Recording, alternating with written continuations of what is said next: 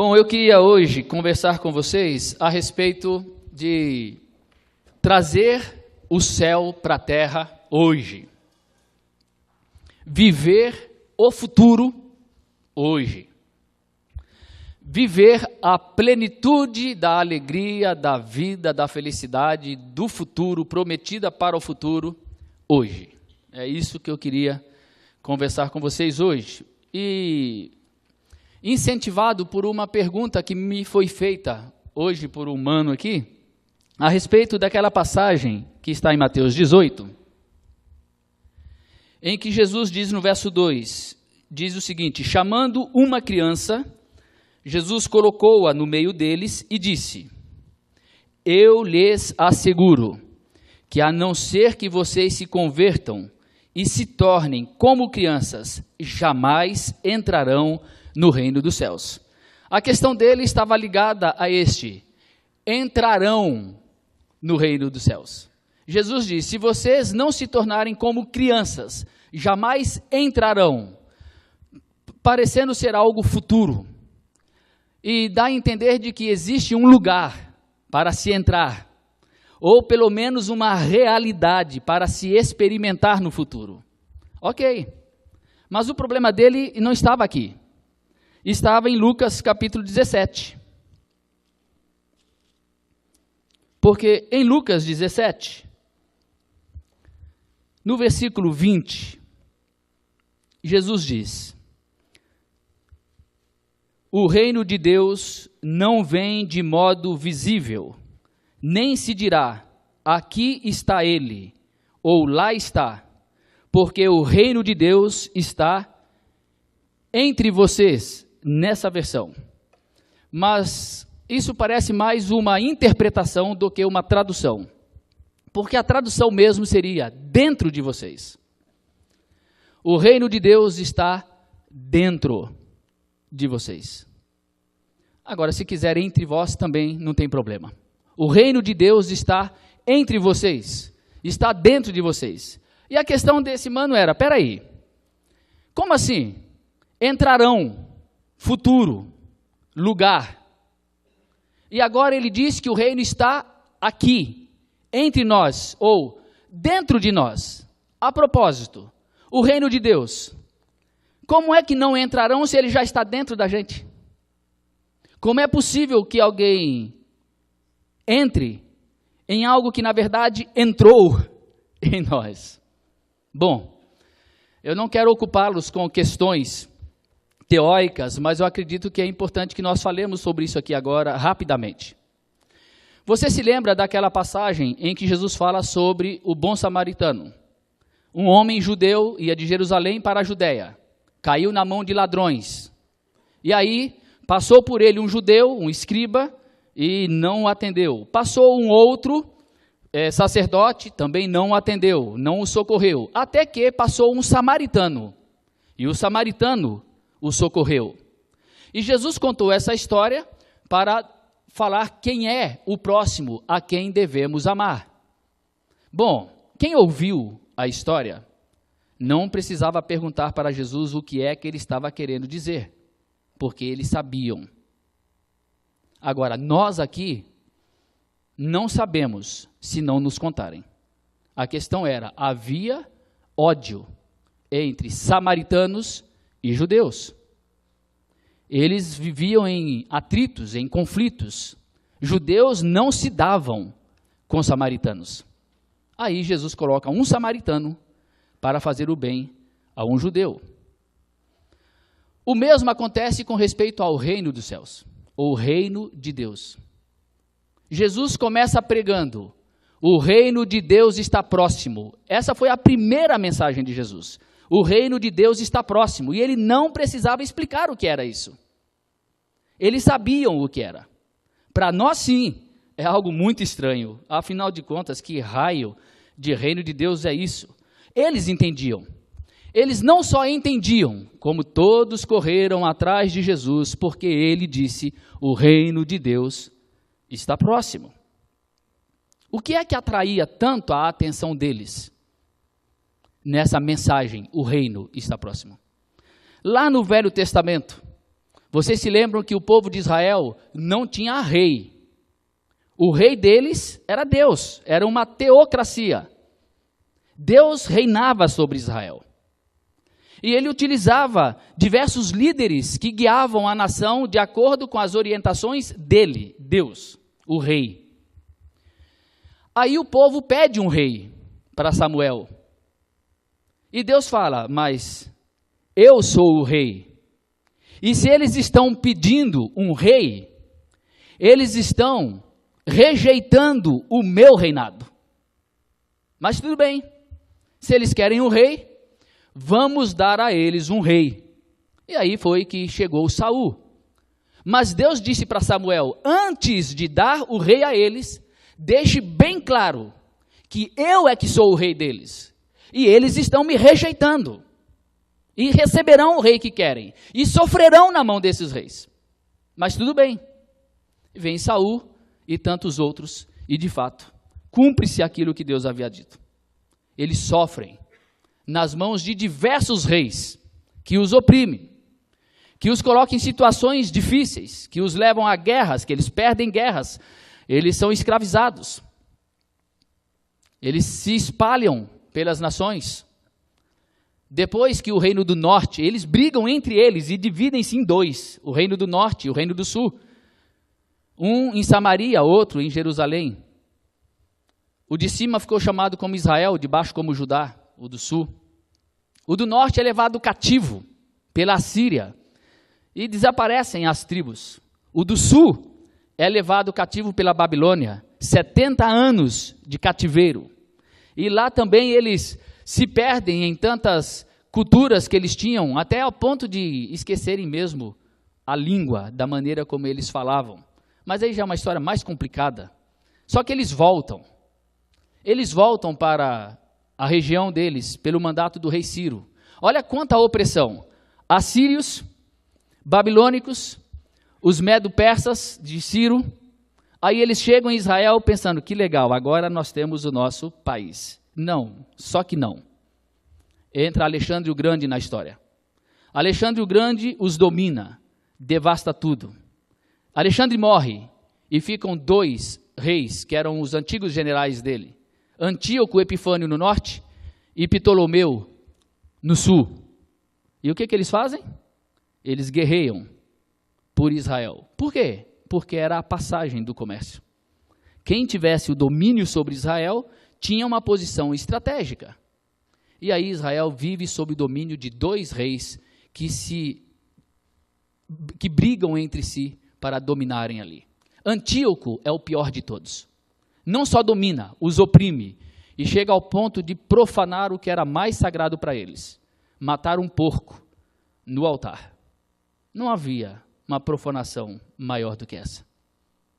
Um povo sofrendo durante todo esse período na mão de reis, não tem outra esperança que não que volte o reino de Deus. O rei divino, o rei Deus, que eles haviam rejeitado. O rei Deus que eles haviam substituído por outros reis humanos. E que foram oprimidos tanto por eles quanto pelos inimigos. Sofreram nas mãos de diversos reis, de diversos imperadores, e agora chega um período em que eles sofrem amargamente na própria terra, e depois esse reino é substituído pelo Império Romano, que os oprime também, e durante esse período todo, eles desenvolveram aquilo que chamamos de esperança messiânica, a vinda do reino de Deus. Deus virá e governará. Deus virá e reinará sobre nós. Deus virá e como rei, ele vai subjugar as nações. Ele vai dominar aqueles que nos oprimem. Ele vai nos defender. E ele vai nos colocar na posição na qual nós de fato devemos estar. E assim o povo vivia ansioso pela chegada do reino de Deus. E o seu rei, o Messias. Aí chega Jesus. O reino de Deus foi aproximado e todo mundo corre para ver esse reino de Deus que está chegando. Só que eles chegam. E qual é a esperança deles? Isso que eu acabei de dizer, um reino político. Um reino estabelecido aqui na terra. Um reino que vem para acabar com a tristeza, com a angústia, com a opressão dos demais. Só que Jesus vem e mostra para eles que o reino não é isso. O reino que eu tenho não é desta terra, disse Jesus. Ele mostra que o reino é espiritual. Mas ele mostra também que haverá um dia em que ele se tornará realidade presente na vida de todos, quando ele voltar e dominar, subjugar todos os inimigos, incluindo a morte. Não é um rei que vem para subjugar imperadores. Não. A briga dele é maior do que essa. Ele vem para destruir o inimigo das almas. Ele vem para matar o que nos mata, a morte. Ele tragará a morte. Ele diz isso. Ele voltará em grande glória e poder. Então observe o seguinte. Jesus Cristo está dizendo para o povo que há uma realidade espiritual presente desse reino, que está entre nós, que está dentro de nós, e que há uma realidade futura que se realizará na história quando ele retornar em glória. É o que nós chamamos do já e ainda não. O reino já está presente. O reino já está aqui. O reino foi trazido por Jesus. O reino fala do reinado de Deus em nossa vida. É um reinado espiritual. Não é um reinado físico, geográfico, com uma sede, com um país, com um reino estabelecido na terra. Não, ele se estabelece no nosso coração. O reino de Deus está dentro de vocês. Ele já está aqui. Mas ao mesmo tempo, Jesus nos mostra uma realidade, que é uma realidade que ainda não se concretizou, que ainda não se realizou, mas que vai se realizar na história. Ele não apenas diz que essa realidade vai acontecer, como ele dá os sinais que vão anteceder este evento. Portanto, nós estamos falando de algo futuro, no qual nós entraremos, para o qual nós seremos convidados a participar, e ao mesmo tempo nós falamos de uma realidade presente, agora, atual. Por isso que eu falei de que o nosso tema seria trazer o céu para a terra hoje. Viver a plenitude daquilo que significa o reinado de Deus hoje. Nos preparando, antecipando aquilo que virá depois. E aí, essas duas passagens aqui, que esse maninho citou hoje para mim, nos dão todo o conteúdo que nós precisamos para entender isso. Acompanhe. Jesus disse, o reino dos céus, não foi isso que ele disse, tomando uma criança, colocou no meio e disse, se vocês não receberem o reino de Deus como esta criança ou como crianças, vocês não podem entrar no reino. Como assim? Como receber o reino como uma criança? É simples. Dê um presente para uma criança. O que ela faz? O que uma criança faz com um brinquedo? Brinca. Você quer ser como uma criança? Que tal começar a brincar com o reino? Ah, não. Não o brincar de um adulto idiota, que brinca com as coisas sérias.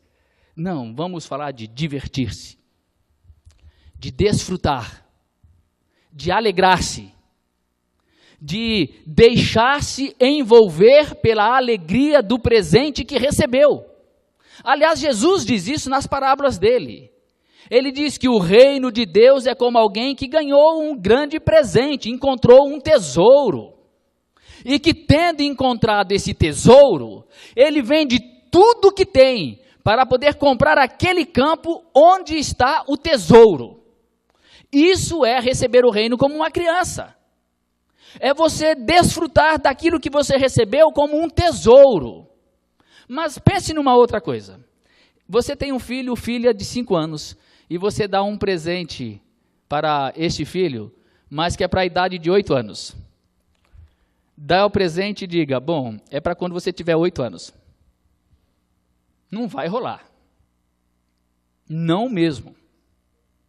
Ela vai brincar com o brinquedo. E já. E nós falamos de vinda de Cristo, felicidade eterna, salvação eterna, um novo céus e nova terra, e deixamos que ele aconteça lá no futuro e vivemos uma vida miserável hoje. Não, é para ser como criança? Então comece a brincar com um brinquedo antes que chegue a hora. Alegre-se com o que você recebeu de presente. Graça é favor e merecido, é presente, é dado, é doado. É Deus nos dando um presente. E o que Ele espera que a gente faça com esse presente é que tão somente a gente o use, o desfrute, a gente brinque com ele, que a gente faça com que lá para o futuro se torne verdadeiro hoje. Que a gente traga do futuro para o agora. Que a gente não apenas viva igual tolos, pensando está lá, está lá, está lá, quando na verdade, se fôssemos como crianças, ele estaria aqui e agora sem explicações. E a questão é que o reino de Deus não é um carrinho, não é uma bola, não é uma boneca, não é algo palpável. Como disse Jesus lá em Lucas, o reino de Deus não virá com visível aparência. Ele está dentro de nós. São realidades espirituais. Ora, se são realidades espirituais, são coisas que você e eu somente vamos desfrutar pela fé. Ou é pela fé ou não é nada. É pela fé pura e simplesmente. Porque a fé é exatamente a certeza de coisas que você não vê. Realidades espirituais. Estas realidades espirituais, pela fé, são trazidas para a nossa vida, para o nosso presente. E aí faz sentido a oração do Pai Nosso, onde nós dizemos, venha a nós o teu reino. Era melhor se nós fizéssemos a oração um pouquinho diferente. Venha a mim o teu reino. Venha a mim o teu reino. Venha para os meus filhos o teu reino. Venha para a minha esposa, para o meu marido, o teu reino. Venha para a minha família, o teu reino. Venha o teu reino, venha para o meu coração. Esta é uma oração que nós deveríamos fazer com significado pessoal. Não com um significado apenas comunitário e teológico, que a gente nem sabe o que está falando e fica se perguntando o que é mesmo que eu estou falando. Não, Deus, reina em mim, venha o teu reino na minha vida, que o teu reino se faça presente na minha existência, o teu reino que virá no futuro, permita-me a graça de desfrutá-lo agora. Tá bom, e se essa sua oração for respondida, o que é que você vai receber? Sim, você ora isso, com toda a sinceridade do seu coração. Jesus, venha a mim o teu reino. Faça que o teu reino se manifeste no meu coração. Que ele habite em mim. O que é que você vai receber? Bom, é só você olhar o que Jesus falou, porque ele falou muito sobre isso.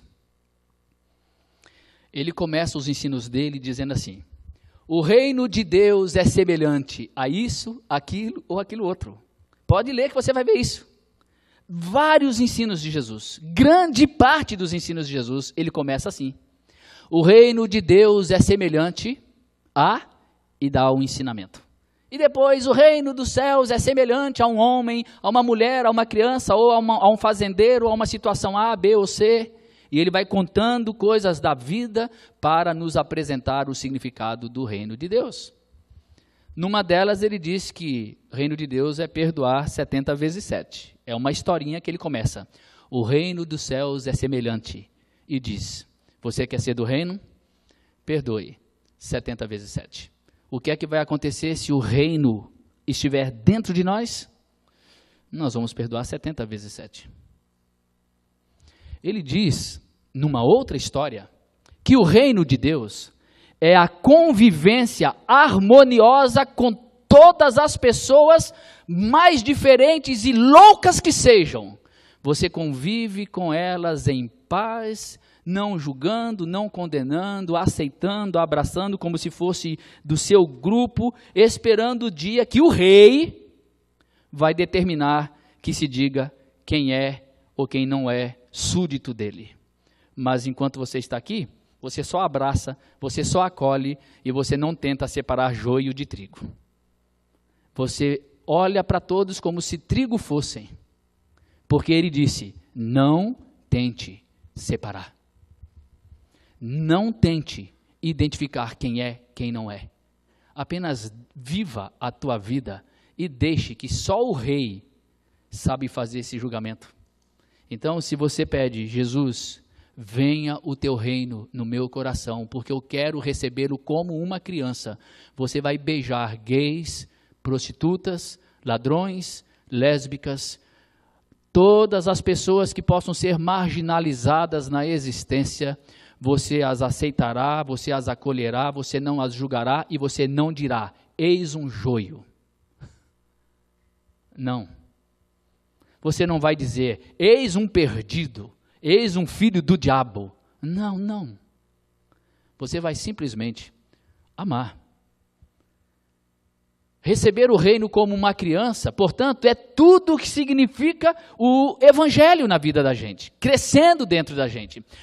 Amadurecendo dentro da gente. E Jesus chega a dizer que é uma semente, que é plantada e vai crescendo.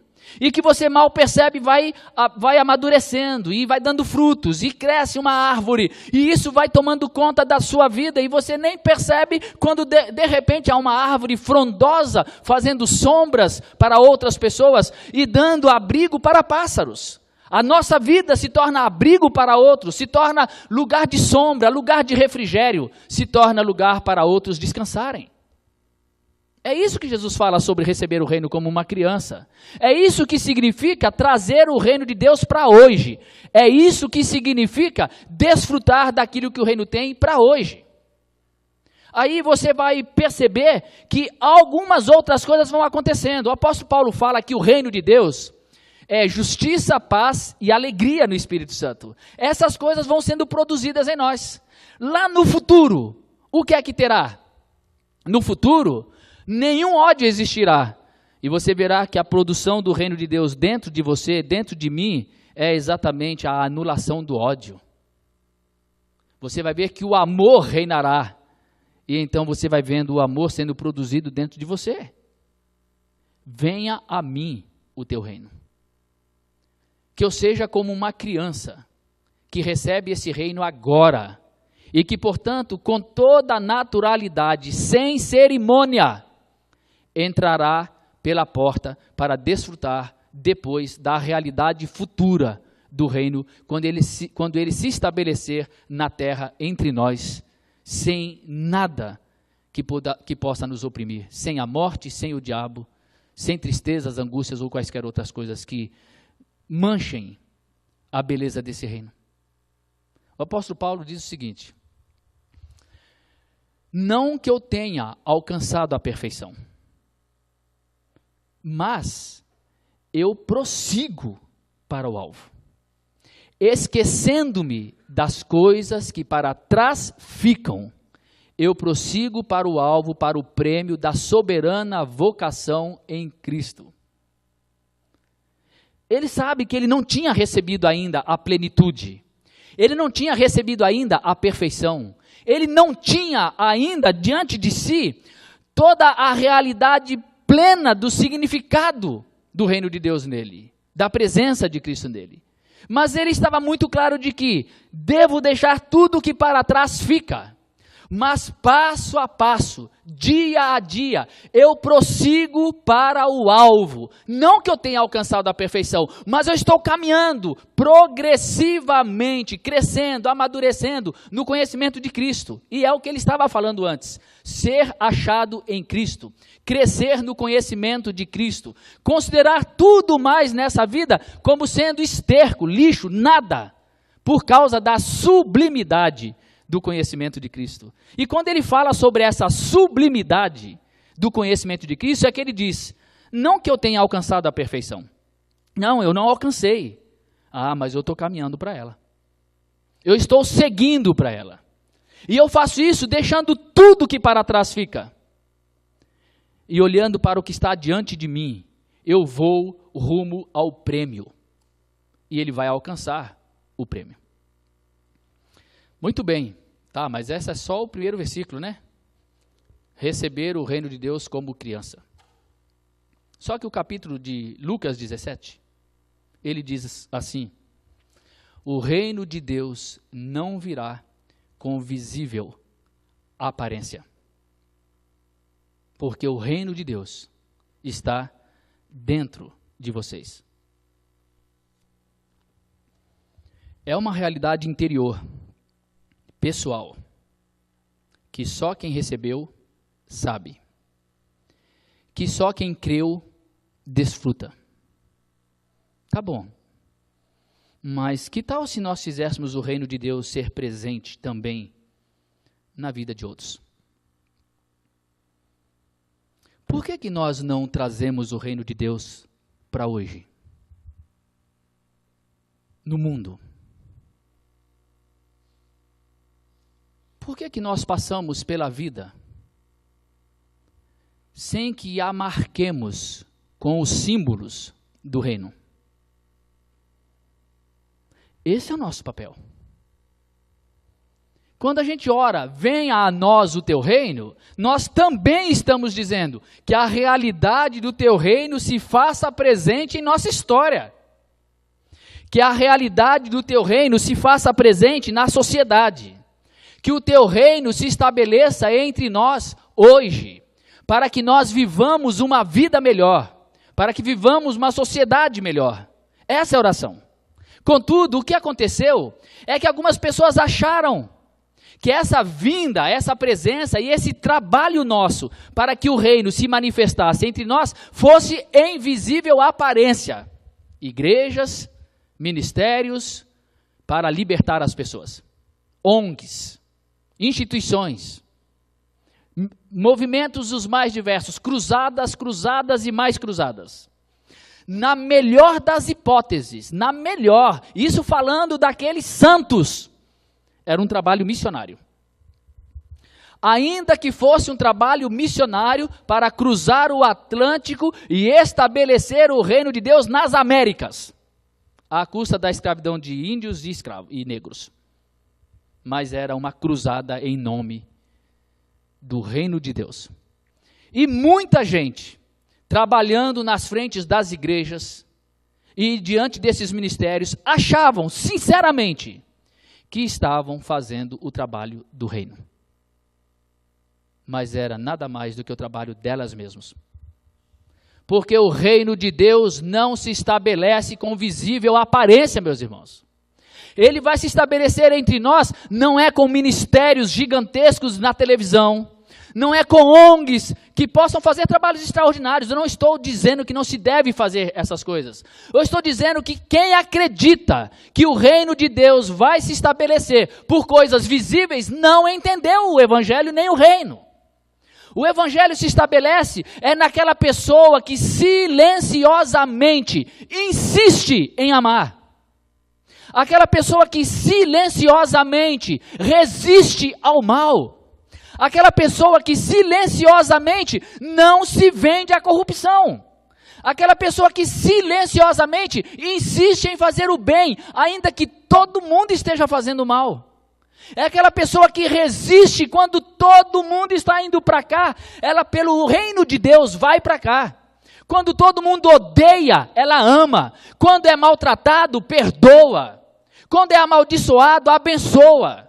É assim que o reino vai se estabelecer aqui. Então, quando eu oro, venha a nós o teu reino, eu estou falando, eu estou aqui para que através de mim o teu reino se faça presente dentro da minha casa. Dá para a gente começar só dentro de casa? Porque a gente quer salvar o mundo, mas a gente não manifesta o reino nem dentro de casa. Que tal se a gente pedisse a Deus hoje, Jesus, venha na minha casa o teu reino, e que eu seja o mensageiro do teu reino na minha casa. Sem sermões, sem palavras, mas com atitudes de amor, de bondade, de compaixão, de alegria, de instrução, de acolhimento, de abraço, de sorriso. O reino de Deus não vai se manifestar com visível aparência. Ou nós aceitamos o desafio de enxergarmos esse reino dentro de nós, e que de dentro de nós manifeste a realidade do reino entre as outras pessoas, ou não haverá reino estabelecido nessa terra antes da volta de Cristo. Podem ter os maiores pregadores, podem existir os maiores ministérios, podem ter as maiores ONGs, aliás, o mundo já viu de todas elas, e cá estamos nós lutando com a Lava Jato. O mundo não tornou-se melhor, o Brasil não se tornou melhor, porque na verdade nós confiamos em instituições, e achamos que a vontade de Deus se faria através delas. Mas o reino, ele não vem com visível aparência. Ele vem no coração de pessoas que insistem apenas em viver o significado desse reino, custe o que custar. Para concluir, há uma palavra do apóstolo Paulo, que está em 2 Coríntios 5, em que ele diz o seguinte, versículo 18, para quem quiser acompanhar: tudo isso provém de Deus, que nos reconciliou consigo mesmo por meio de Cristo e nos deu o ministério da reconciliação. Ou seja, que Deus em Cristo estava reconciliando consigo o mundo, não levando em conta os pecados dos homens, e nos confiou a mensagem da reconciliação. Portanto, prestem atenção nisso aqui, ó. Somos embaixadores de Cristo, como se Deus estivesse fazendo o seu apelo por nosso intermédio. Por amor de Cristo lhes suplicamos, reconciliem-se com Deus. O que é um embaixador? É o representante de um país no outro. Ou, usando a nossa terminologia aqui, o embaixador é o representante de um rei num outro reino. Nós somos embaixadores de Deus. O apóstolo Paulo está dizendo aqui que Deus confiou a nós esse ministério de sermos representantes e de falarmos em nome dele. Ora, o reino de Deus e o seu rei nos deixou aqui nessa terra como seus embaixadores, para que através de nós o mundo saiba que existe um reino de Deus, existe um evangelho, existe vida, existe alegria, existe bondade, existe amor no mundo sem amor. Então, quando nós olhamos o que vem lá na frente como realidade futura do reino, o nosso chamado como embaixadores é para que nós trabalhemos para aquilo que será futuro se torne presente. Ora, no futuro não haverá tristezas.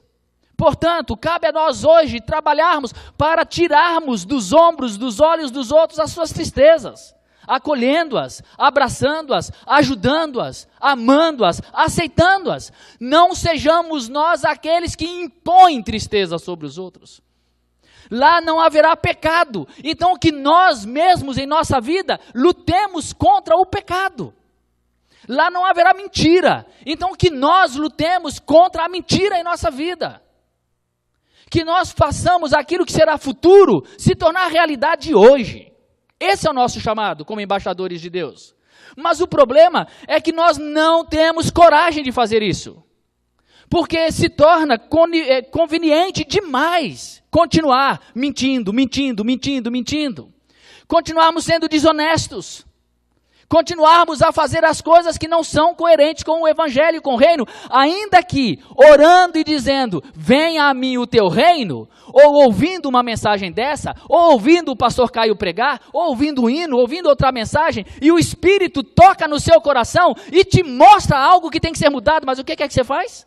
O que é que eu faço? A mesma coisa que estávamos fazendo antes. Porque a gente não tem coragem. A gente quer o reino de Deus, mas só lá no futuro. A gente quer uma vida sem corrupção, não, só lá no futuro, porque enquanto eu estiver aqui, eu preciso curtir um pouquinho daquilo que a esperteza possa me dar. Por que que nós não invertemos isso? Por que que nós não pedimos a Deus que nos dê a força, a coragem, para, como embaixadores dele, botarmos um fim, na nossa vida pelo menos, àquilo que está nos matando? Por que continuarmos naquilo que não realiza a vontade de Deus? Por que continuarmos naquilo que não realiza o bem? É medo? Talvez. Medo do que poderá acontecer? Talvez. Tá, mas que tal se nós decidíssemos que o certo sempre dará certo? Que o errado pode dar certo por um tempo, mas na verdade é enganoso. E depois se verá que deu muito errado. Mas o certo nunca dará errado. O certo pode até parecer que deu errado, mas aquilo que vai aqui dentro, quando se caminha na luz, sempre será luz que nos permite dormir em paz. E quem anda na luz não viverá nas trevas, mas quem vive em trevas é atormentado por elas, porque um dia ela vai te pegar. Então nós somos chamados por Deus para sermos os embaixadores daquilo que é a vida, daquilo que é alegria, daquilo que é amor, daquilo que é bondade. O apóstolo Paulo, no capítulo 13 de Coríntios, onde ele fala do amor como o bem supremo, ele diz, hoje eu vejo em parte, eu conheço em parte, mas chegará o dia em que eu o verei plenamente. Por agora, eu desfruto em parte. Por agora, eu curto em parte. Por agora, eu vivo em parte. Mas eu estou caminhando para o dia em que eu vou viver plenamente. Então, como embaixador de Cristo, o que eu digo a mim e a você é, que tal se nós começarmos a viver, pelo menos em parte, aquilo que será a plenitude no final? Porque se você e eu decidirmos e crermos e buscarmos a bênção de Deus para vivermos já, agora, aquilo que será, nós diremos, agora eu só vejo em parte, agora eu só desfruto em parte, mas eu estou caminhando para receber e viver plenamente aquilo que hoje eu já experimento como apenas um avant-première daquilo que será. Que Deus nos abençoe, meus irmãos, e tenha misericórdia de nós, para que o reino se torne presente, e um presente para nós. Amém.